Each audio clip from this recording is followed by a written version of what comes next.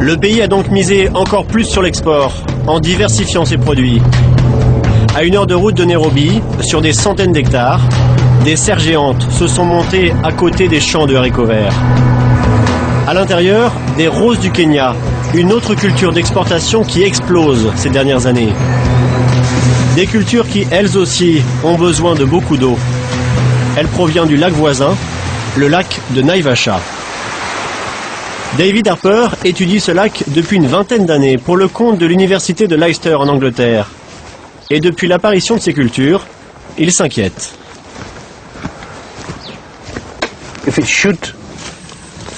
S'il n'y avait pas de pompage, le niveau de l'eau serait à peu près au-dessus de ma tête, au niveau de cet arbre.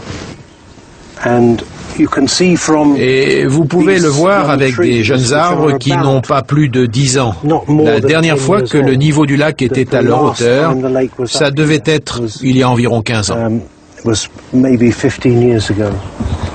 Au Kenya, le scientifique anglais a été le premier à mettre en garde contre les dérives de cette nouvelle agriculture.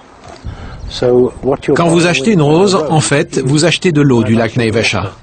90% de cette rose, en fait, c'est de l'eau. Et pour les haricots verts, c'est pareil? Oui, exactement. Une catastrophe qui s'accélère, car les rivières n'amènent plus assez d'eau pour permettre au niveau du lac de remonter. Selon David Harper, les désirs des consommateurs du Nord ont sur ces berges un coût environnemental exorbitant. Les consommateurs ont perdu le sens du cycle des saisons. Ils n'achètent plus ce qui est disponible seulement en hiver pour se nourrir.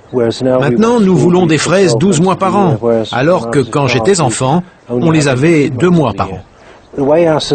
La façon dont notre société a évolué ces 20 dernières années, c'est d'inciter le consommateur à acheter de la nourriture de moins en moins chère, sans qu'il se demande vraiment comment elle est arrivée dans nos rayons de supermarché.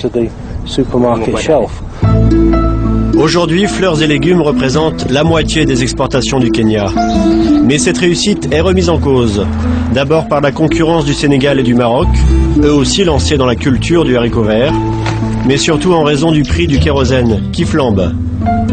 De caprice, le haricot vert du Kenya pourrait vite devenir un luxe dans nos assiettes.